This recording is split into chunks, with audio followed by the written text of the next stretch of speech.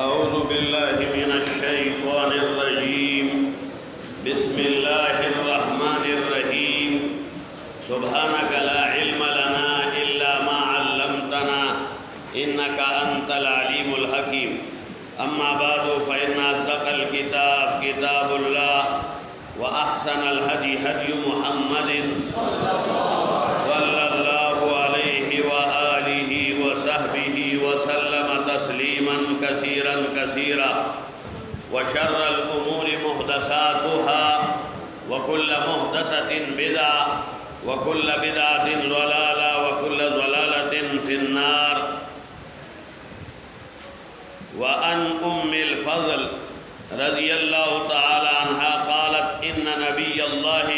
صلى الله عليه وسلم قال لا تحرم الرضعة أو الرضعتان. ام فضل روایت کئی کہ نبی کریم صلی اللہ علیہ وسلم فرمائلی دی کہ یو ذل دا معشوم خواست کل او یاد وزلا دا حرمت نراولی. یو ذل یاد وزلا دا اسکل دا معشوم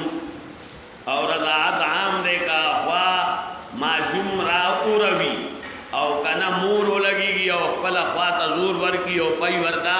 اغا ورکی دوڑا تینا مراد دیلان دے. اغا نورو روایاتو کے اغا دا معشوم فیل او دا مور فیل دوڑا بیانی گی. وفی روایت او پیو روایت کی عائشہ تا دا بی بی عائشین روایت تے لا تحرم المسط ولا المسطان. مس یمسو دا معشوم فیل توی کہ معشوم پاغ اخوامانی اغا اخبل خلا اغرا ہونکی او زور ورکی او بل حدیث کی دی یو دل معشوم اغا پا خلمانی رودل یا دوزل رودل دا حرمت نوابستا گئی.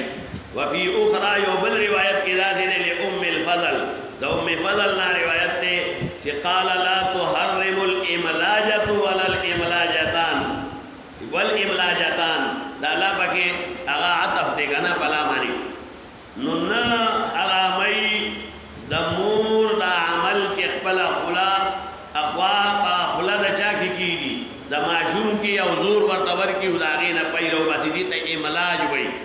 دا مور فیل تا املاج وی او دا معشوم فیل تا مس وی. نو دا دریوڑا روایات شو اسا بدی کے اختلاف دے کہ رضاعت پا سمر پیمانی اغا ثابتی او دا پیمانی بیا حرام شی دا معشوم پا اغا مور مانی امور اغا پا معشوم مانی امانا تا پرون شیر ویلو کہ از جانب شیر دے ہم خیش شون وزی جانب شیر خوار زوجان و فرو. نو بہرحال اس سمر پی ورکی نو دی کی دا مخ کی روایات ہم پا دی کی اغا اوائی. وعن عائشة رضی اللہ تعالی عنہ قالت كان فيما انزل من القرآن 10 رضاعات معلومات يحرمنا. حضرت عائشہ روایت گئی کہ فرمائی کہ وہ پا قرآن مجید کی اغا لزلا اغا رضاعت سرگن اغا حرامی دا معشوم یعنی کہ معشوم لس کرا تمان خلووی او اغا اس کی نو اغی سرا حرام والے راضی ویدہ پا قرآن کی دا خبر ہوا. ثم نسخنا ب5 معلومات بیادا دا لس زلا دا خلر و دل اغا منسوخ اگر لولے شو پا پینزو ظلو مانے. فتوفی رسول اللہ صلی اللہ علیہ وسلم او بیا رسول اللہ صلی اللہ علیہ وسلم رحلتو فرمائلو وحیا او دا فیما پا اغا عبارت او دا متن دا قرآن کی یقرو اغا لستلے شو من القرآن دا قرآن نا. رواہ مسلم. نو اس دا دوارا روایات مراغلن او بلا اغا روایت یوم راغلیو گویا کی مجموعہ سلور روایات شو. اس دی کی بیان دے کہ پسمرا اغا پیسکلو مانی اغا چه دینو حرمت وابستا کی. نو دا اختلافی مسئلہ تاسو پا فقہ کی ویلی دا کہ لاندې مستاسو په دې حاشیه کې هغه لوګو نے اشارتن بیان کړی دا چې یاره ابو عبیده او د ابو ثور او د داود ظاهری مذهب په دې کې دا دی چې کم سے کم 3 ګوټه چې معصوم واخلي نو الا حرمت لازمي او دا غي لپاره دلیل د دې لا تحرم الرضعة او الرضعتان او لا تحرم المسة ولا المستتان او لا تحرم الاملاجة ولا الاملاجتان دي نو ولې د دې په مقابل کې مفهوم دا غینا حاصلېږي چې په دې دوه زله راودلو یا راولو او یا ورکولو سره حرمت نه وابسته کېږي نو معنا یې چې دوه سره نه کېږي په دریو سره کېږي نو مفهوم ته نه ثابت شو بل جانب دا چې بدری کرتو باندې حرمت وابسته کېږي نو د دې روایتو نه استدلال نشي خو د منطوق په مقابل کې د مفهوم اغستل هغه غیر صحیح دي ځکه چې منطوق موجود دي نو مفهوم ولې اخلي نو دې لپاره د داود ظاهری او د ابو ثور او د ابو عبیده دا مذهب شو او ومفهوم العدد ضعیف مرقات په باندې رد کړی دی چې مفهوم د عدد هغه ضعیف دی او لا یستدل به او په دې باندې استدلال به نشي نیولی په مقابل د هغه منطوق باندې او بل مذهب دی د اکثر علماو کې څوک دي امام اعظم ابو حنیفه امام مالک امام اوزاعی امام ثوری دا ټول په دې باندې متفق دي سعید ابن المسیب ورسره دی او علی او ابن مسعود وغیرہ او امام احمد ابن حنبل داغه مشهور قول دی چې هغه چې تاسو په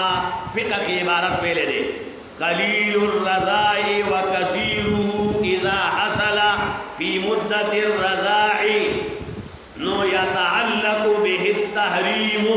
ویلې مو دې کنه وکړه چې عبارتونه تاسو ته د هدايت او د قذریات وی د دلایل د پاره نو قلیل الرضاع وکثیره اذا حصل فی مدة الرضاع نو يتعلق به التحریم دا د ټول جمهور قول له کلوی او کډیر وی خو چې په مدت د رضاعت کې هغه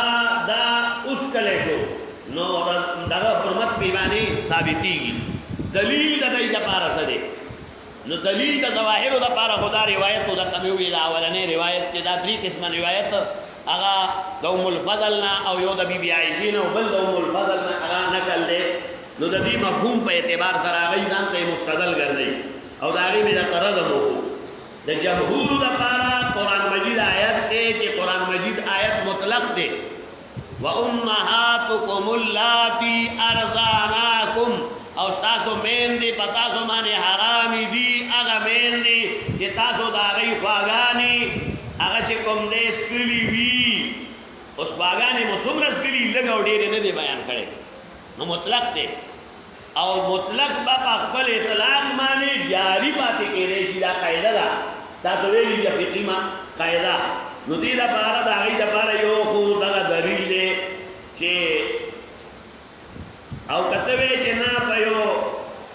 درې کرا تمانی یا د بیبي عائشه دا روایت چره چې یاره قران مجید کې لس ګوټه هغه ذکر او بیا دا منسوخ شو په پینځو ګوټو باندې پینځه دلا راودلو باندې ګوټو وایا یا راودلو وایا خو هر څه ورته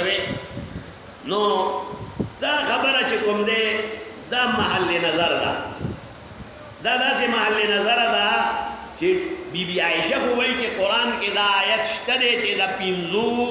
هغه رضاعت سره بچی دی نو حرمت وابسته کیږي خو موږ ټول قران ولا ټول قران کې نشته معلومه شوه چې دا منسوخ التلاوت او منسوخ الحکم تاسو دا منسوخ اقسام ویلې دي کنه چې باقی الحکم او منسوخ التلاوت او دغه شانې باقی التلاوت او منسوخ الحکم او د دواړو په اعتبار سره هغه منسوخ نو دا هغه دواړو اعتبار سره منسوخ دي ځکه کدا حدیث مونږ اومنو نو بیا هم په دې قرانونو کې نشته نو د دې معنا دا ده چې دا قرآن مجید کې تغیر راغلی دی، بدلون راغلی دی. حالانکه دا د دې قرآن هغه چې کوم دی باره کې زموږ عقیده ده چې انا نحن نزلنا الذکر و انا له لحافظون. نو موږ لکه هغه د تطبیق لاره روباسله چې ټیک ده. د بی بی عایشې روایت هم صحیح دی، خو بی بی عایشې روایت چې کوم دی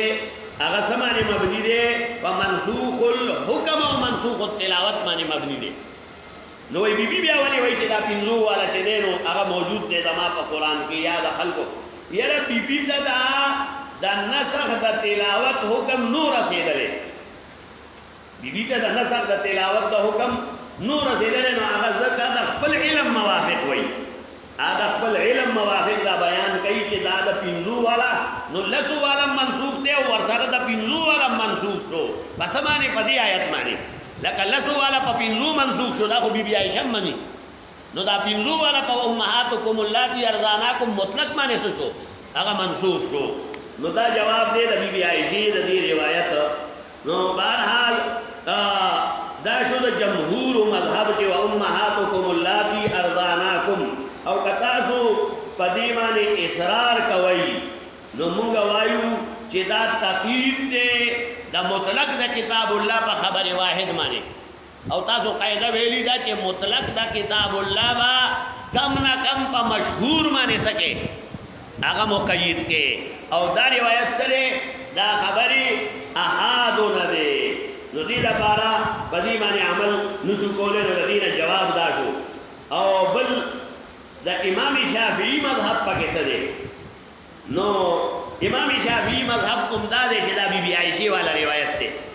خو ما ته امام شافعی ذکر نه کو، د بی بی عایشې روایت مې درته پیش کو. نو دا د امام شافعی مذهب دی. نو ګویا چې په دې کې هغه په قلت او په کثرت د رضاعت کې هغه اختلاف کې درې اقوال راغلل. یو د جمهور مذهب، یو د امام شافعی مذهب، او یو د داود ظاهری مذهب. نو دا دو مذاهب هغه د جمهور په نوم باندې د هغې جوابات شو. نو لا تحرم الرضعة او الرضعتان. یا د دې جواب مونږ دا کوو چې یاره اول چې ماشوم د ښځې خوا ته پریوځي نو اول دوه ځله چې پې باندې هغه خوله راکاږي نو د هغې پیله نه راکوزېږي. تاسو دا حیوانات خو لشي دي که نه؟ نو حیوانات چې لشي او ورته کېنئ او موټې ورته راغونډ کوي نو یو ځل دوه ځله خالي راځي. نو دا په دې عادت باندې مبني دی چې عادتاً په یو کرت او په دوه کرته باندې پی نه راکوزېږي او د هغې نه بعد بیا را روانېږي. نو دا خبره کوي، دا نه وایي چې هغه اولنی ګوټ او دویم ګوټ هغه حرمت نه راولي. دا هغه عام عادت کې د پیو د راکوزېدو دپاره ماشوم اول خوله وایي، په تشه خوله باندې هغه ځان ستړی کوي او بیا وروسته ورو ورو د هغې نه پی را روان شي او چینه ترې نه هغه جاري شي. نو د دې روایت نه دغه جواب هغه چې دی نو شراحو د حدیثو او دغه شانې فقهاو کړی دی. نو دا خو قدر ما یحرم من الرضاع دې کې اختلاف شو. بل په دې کې اختلاف دی خدا راځه دغه ته ورسو دا حدیث وایو وانها ان النبي صلی الله علیه وسلم. او بی بی عایشې نه یو بل روایت نقل دی چې دخل علیها چې رسول الله صلی الله علیه وسلم راغی د دې کور ته وعندها او د بی بی عایشې په خوا کې و رجل یو سړی فکأنه کرح ذلک. رسول الله صلی الله علیه وسلم چې وکتو نو رسول الله صلی الله علیه وسلم باندې بد ولګېدو. ولې رسول الله صلی الله علیه وسلم ته پته نه وه چې دا څوک دی او پردی اجنبي سړی چې سړی کور کې وګوري په هغې باندې بد محسوسوي. خو فقالت بی بی عایشې رسول الله صلی الله علیه وسلم ته ووایي چې انه اخي، دا زما ورور دی. دې نه دا معلومه شوه چې پیغمبر ته علم غیب نشته. علم غیب کس نه میدانت بجز کردگار هر کی گویا تورا اعتبار مدار. نو دا خبره ده چې رسول الله صلی الله علیه وسلم ووایي چې رسول الله صلی الله علیه وسلم ته بی بی عایشې ووایي چې انه اخي، دا زما ورور دی جي. فقال رسول الله صلی الله علیه وسلم ورته ووایي چې ښه حقیقي رول خو رسول الله صلی الله علیه وسلم ته معلوم و چې څوک دی که نه، چې عبدالرحمن ابن ابي بکر دی او یا نور هغه رونه خدای چې نه پېژندو. نو رسول الله صلی الله علیه وسلم ورته وایي چې وګوره چې کوم سړی ستاسو ورور دی که نه نو یا رضاعي رور او یا حقیقي رور. نو رسول الله صلی الله علیه وسلم ګویا چې دا رضاعي رور نه پېژندو. نو ورته وایي چې ګورې دې کې لوگوں نے سوچ کوئ سوچ سکوي هغه دا کوي فقال انظرنا من اخوانكنا تاسو وګورئ سوچ او فکر راوړئ باندې خبره باندې چې تاسو ورونه سوق دي فانما الرضاعه ځکه چې رضاعت چې کوم دی دا متعلق کیږي من المجاعه د لوګي سره یعنی چې د یو معصوم لوګه په باندې مړ شي او یا بند شي نو هغه سره حرمت وابسته کیږي نو ال بیا دا حرمت راځي اوس دا اختلافي مسله ده چې د معصوم په کوم رضاعت باندې هغه چې دینو حرمت وابسته کیږي نو هغه په دوران د مدت د رضاعت کې ما چې تاسو ته کوم فکر عبارت وي اذا حصل فی مدت الرضاعت هغه کې دا ټکی دی یره په دوران د رضاعت د بوټي کې چې هغه په یوز کړي نو الله په هغه باندې حرمت وابسته کیږي نو ارضاء الکبیر کې اختلاف دی یره یو لوی بامبړ سره له یو خدیو په یوز کی نو دا غي څه حکم دی نو پدې کې اختلاف دی او پدې کې یو قول د حضرت علی رضی الله تعالی عنہ د بیبي عائشہ صدیقی او د حضرت عروه او د عطا او د داوود ظاهری دی ایوي چې ارضاء الکبیر سره حرمت وابسته کیږي یعنی یو لوی سره کده یو خدی اولوی او پای پکیوي او اس کله دا د لپاره سو ګرځیدا د لپاره مور ګرځیدا او دی ورته زوی شو نو دا اغینا اوس جواب پکار دی دا حضرت عائشہ د لپاره مستدل څه دی هغه د لپاره روایت ته باقاعده روایت ته د یو بیبي عائشہ د یو بیبي بارکی کې سهله ده سهله دا د ابو حذیفه بیبي ده حضرت سهله او دای ځان ته یو زوی نیولیو هغه زوی چې کوم دی سالمو پردیس وی او د بل چا دا د خلکو بچی نی کنه نو د بل چا راونی شي او هغه تخپل زوی وای او په شناختی کارت کې مداغه د پلار د نوم په دې باندې خپل نوم درج کی دا ناروا کار دی د قران د دې آیت نه خلاف دی چې ادعوهم لآبائهم هو اقسط عند الله نو اوس دا آیتونه چې نازل شو نو دای پریشان شو نو سهله را رسول الله سلام دا او وی چې دا شانی مو خو یو به رښتې نه متبنا چې ورته وای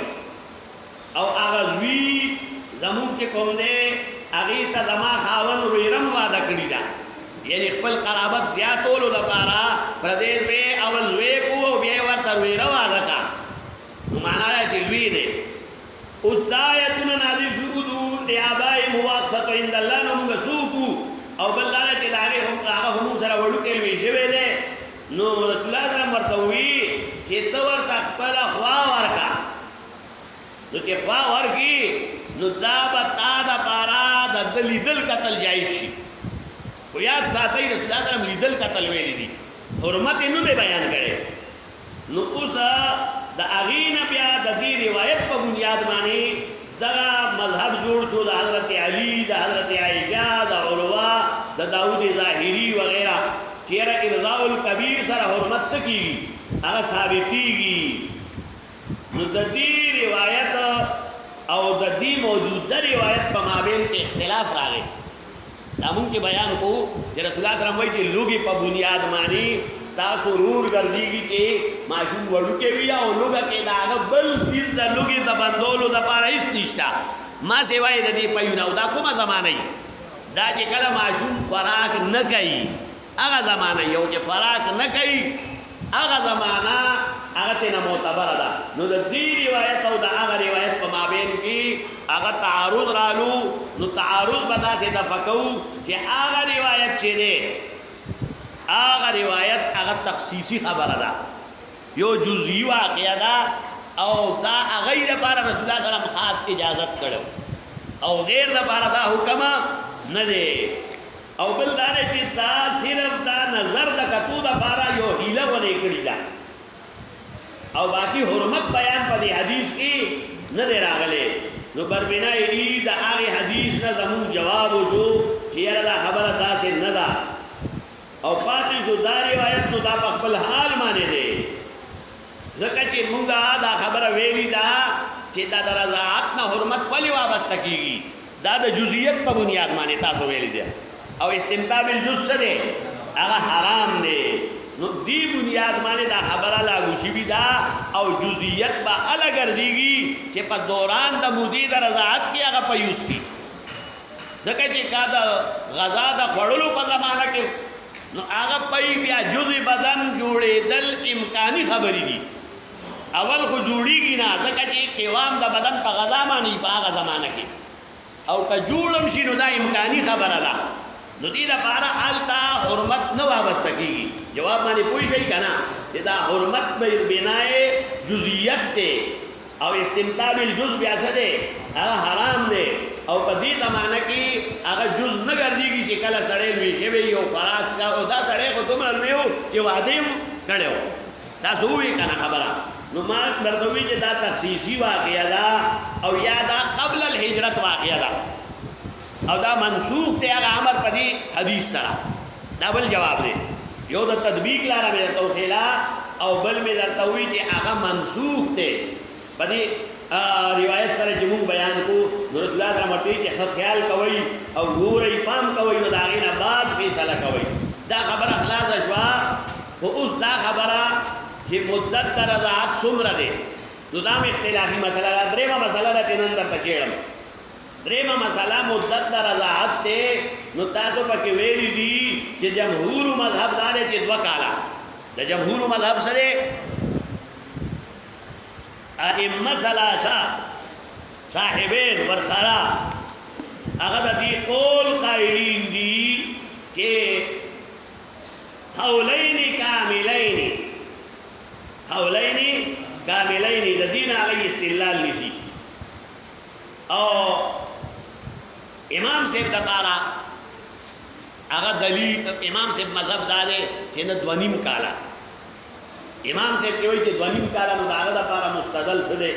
داغه د پاره مستدل د قران دغه آیت چې کوم جمهور واغشته دي د دې کې هغه اشارتن یو خبره ثابتېږي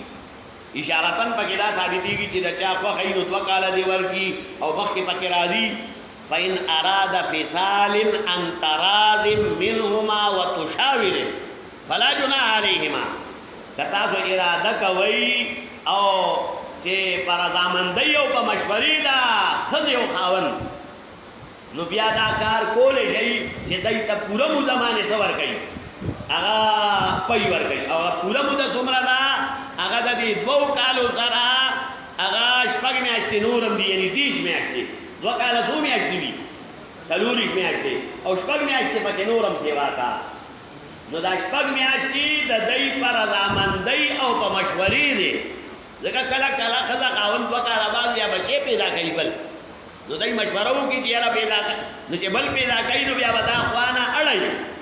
ځکه اله بیا دغه علوم کیږي او علا حمل هغه چې دینو ترقی مومي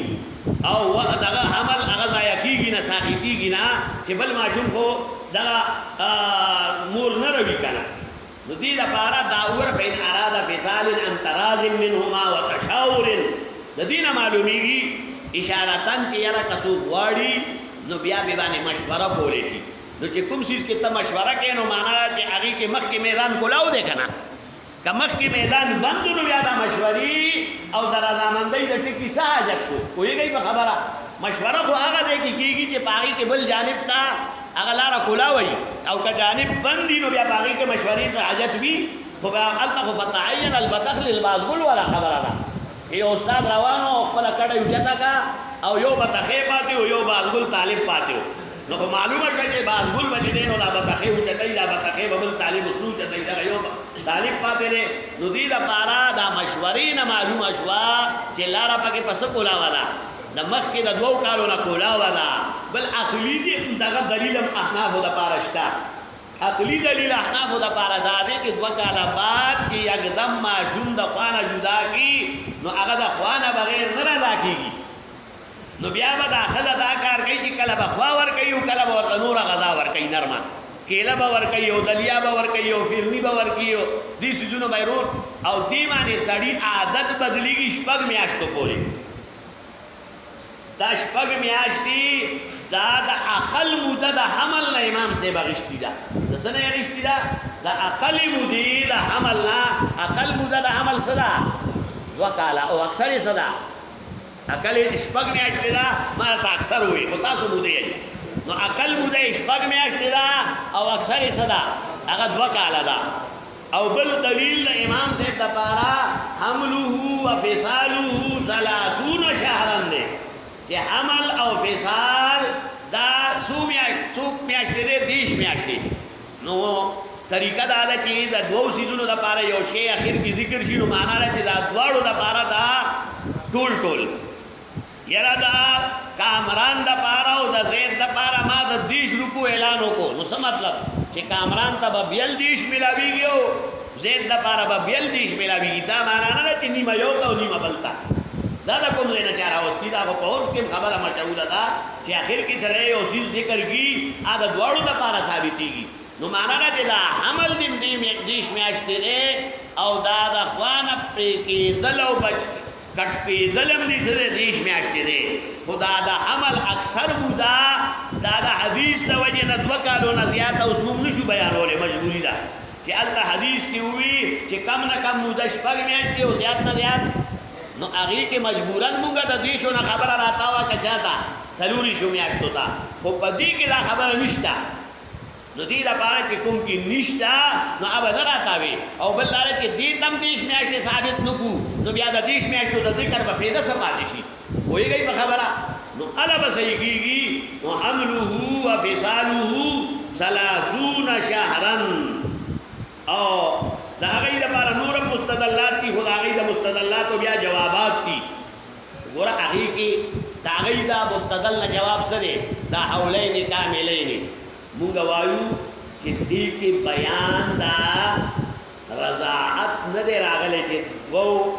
کالو پورې بکې او دا غي نه بعد نشته بلکې پر رضاعت معنی د اجرت بیان دی او دلیل به علی المولود له رزقهن دا لفظ دی ویږي په خبرانو دا حولین کاملین کې د رضاعت مدت نه بیان شوی بلکې پر رضاعت معنی د اجرت اغشتو زمانہ څومره ده 2 کاله ده ویږي په خبره نو دا درته بیان شو دې د بارا دا غي چې کوم مستدلات دي پاری کې لا ارضاء بعد الحولین تک راغلي دي چې لا ارضاء بعد الحولین یعنی په دې رضاعت معنی اجرت اغشتل د 2 کالو نه بعد نشته او اجرت څوک اخلي هغه خارجي خزا اخلي مور نه اخلي مور خو په خپل پيو معنی د بچي هغه اجرت اخلي خارجي اخلي معنی چې طلاق شوی مطلقي نو دا خاوند نه بیا په دې معنی اخلي اجرت اخلي چې ستاسو وې ما تاسو زور دي او بوزیر انا کورتا نو دې لپاره د دې پیسې باور کوي نو الته خبره منګه ته جواب وکړو چې یاره نو دا خبره هم معلومه شو د دینه بل دا چې عقل هم دا وایي چې دا پای نه دی دا پای مایع شی دی او مایع شی چې ته وګورې نو هغه رفتار کوي زیمخ کې نو اوس یو معشوم چې یو اوس کولو نو هغه رفتار کوي او دن ندی دا یو ګوټ سره مونږ وایو چې حرمت نه وابسته کیږي نو دا عقل نه خلاف خبره ده د معقول نه خلاف دا اولنۍ مسله کې د یادوم د دینه مکه لکه سرانګي چې په معنی کې دا خبره نشته چې د معنی یو کتره لاړ شي یا 2 کتره نو عام مای خبره ده دغه شاندې په دې پيو کې دا خبره نشته چې لګاو ډیر خو بس چې لاړو او رسایي کوشوا نو دا غي سره به سبا وابسته کیږي حرمت په وابسته کیږي او بنیاد تمام کې مې چې جزئیات ته او استمتاع بالجزء ته هغه ناروا ده دا حدیث او شو راځي دی بل حدیث دا وان عقبه بن الحارث رضی الله تعالی عنہ انه تزوج ابنك لابي ايهاب ابن عزيز عقبه ابن حارث روایت کوي چې دوا دو کو دا ابو ايهاب عزيز د لور سره د چا سره یعنی خپل هغه دغه زوجې بیان کړي د چا لور وا د ابو ايهاب لور سره ما نکاح وکړو نو فاتت امراتن نو یو خضر اغلا امراتن فقالت ذکر اغلا فقالت یادی زنانه ترالا وتوی چې قد ارضعت عقبه والتي تزوج بها یره ما خو خوا ور کړې د عقبتم او دا چې چا سره وادو کو دې سره عقبه واده کو د چا سره د ابو ایحاب د لور سره او د واده نه بعد د دې کور ته یو زنانه راغله او هغه دا دعوه وکړه چې ما خو عقبه او د دې دا نیوي خزه چې واده شو ورته دي دواړو ته په یو ځای پي ورکړي ویږي په خبره فقال لها عقبان عقبه ورته وی هغه زنانه ته چې چا دا دعوه وکړه چې ما اعلم انك زه خو نیم عالم د تا نه په دې خبره باندې چې قد ارضعتني چې تا ما ته سره کړې ده خوا را کړې ده او ولا اخبرتني نه تا خبر را کړې نه زه خبره یعنی ناشنا خبره کې نه ما ته دا معلومات شته او نه تا دا وینا کړې ده یعنی پکارو چې د واده نه مخکې تا دا خبره کړې وه او یا ما ته دا خبره معلومه وه نو نه ما ته معلومه ده او نه تا دا خبره کړې ده فارسل الى آل ابي ايهاب نو دا عقبه ولګېدو واستولی سوق دا ابو ایحاب کورتا صدا پاره واستولو فسالهم چې دا غینه پښتنه وکي تحقیق وکي د دې مسلې په باره کې چې دا یو زنانه راغلي دا وایي چې ما تا ما یادای او زما دا نیوي خزه چې دا یادای چې یو ځای مو درته پیدا کړی تاسو رضای رور خوري نو تاسو دا نکاح هغه چې نو صحیح نه ده نو ما ته پته نشته او نه هغې ویلي او اوس خبره راغلي ده نو تاسو څه وایئ ویږئ په خبره نو یکدم به حکم نه جاري کې چې کله عاقدین دي نو د دواړو عاقدینو نه به تسلي کېږي او تپوس به کېږي او د هغې موقف به هغه څرګندولی شي نو دا ویلی شي چې فسالهم فقالوا ما علمنا ای ورته جواب دا وکړو چې مونږ ته معلومه نه ده چې ارضات صاحبتنا چې زمونږ دې لور ته هغه چې دی نو هغه پی ورکړي شوي دي یعنی رضاعت د هغې ثابت دی د دې زنانه نه دا مونږ ته پته نشته فرکیبه نو اوس خبره معلومه نه شوه مشوشه شوه ځوړنده شوه نو دې دپاره فرکیبه الی النبي صلی الله علیه وسلم بالمدینه نو دی لاړو هغه بیبي د باره کې معلومات اخیستو دپاره چې دې بیبي سره اوس زه به یو ځای پاتې کېږم او که نه نو دې دپاره رسول الله سلم ته لاړو فتوې اخیستو دپاره او حالات معلومولو دپاره او په دې کې د شریعت هغه حکم معلومولو دپاره نو دې سور شو معنا دې لري د مدینې نه چرته بهر او رسول الله سلام ترالو مدینې ته فساله او پختنه او فقال رسول الله صلی الله علیه وسلم نو حضور علیه السلام ورته وی چې کیف وقد کیلا اوس بدی خزه سره ته څنګه پاتې کیږي او حال لري چې پکې وینا شي دا یعنی دا وینا پکې راغلی دا نو خبره سشوا مذبذب شوا خبره شکی شوا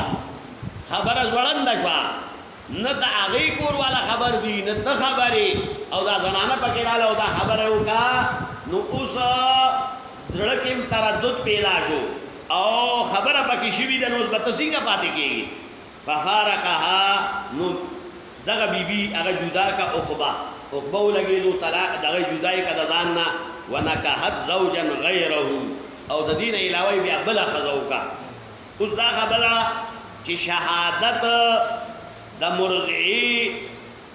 دپاره هغه چې دی نو هغه څو کسان پکار دي یاره یو زنانه چاته خوا ورکړي ده نو د هغې دپاره عدد څومره پکار دی او ثبوت به کېږي که نه په یو زنانه سره نو یو قول دا دی دا عام قول چې د جمهورو نه علاوه دی هغه دغه د حدیث قول دی چې د یو زنانه په بنیاد باندې وګوره عقبه ښځه جدا کا او رسول الله صلی الله علیه وسلم ورته ووي چې یاره ته به د هغې ښځې سره څنګه پاتې کېږي چې په هغې کې دا خو ده څه ده دا خو پکې پرته ده نو امام احمد او امام اسحاق په نیز باندې حرمت به ثابتېږي هغه دا یو کسې په وینا سره د مرضعي په شهادت سره د مرضعي په شهادت سره به هغه د یو کسې په شهادت سره او دلیل پې باندې دغه روایت دی او جمهور قول دا دی چې نه